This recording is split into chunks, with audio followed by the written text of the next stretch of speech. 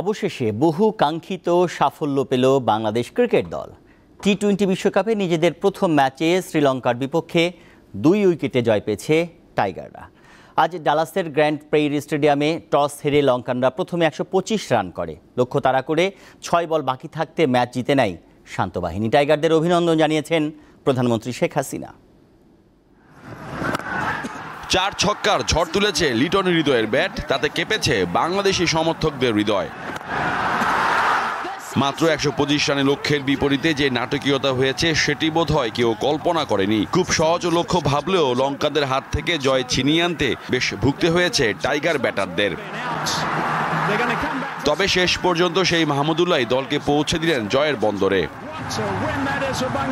এই ম্যাচে বাংলাদেশের জয়ের নায়ক নির্দিষ্ট করে কাউকে বলার সুযোগ নেই, কারণ বল হাতে শ্রীলঙ্কা শিবিরে প্রথম আঘাত হানেন চোট কাটিয়ে দলে ফেরা পেসার তাসকিন আহমেদ।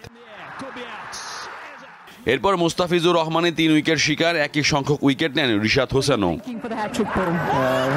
ফিজে নিয়ন্ত্রিত বোলিংয়ে 9 উইকেটে 124 রানে থামে লঙ্কান সিংহরা।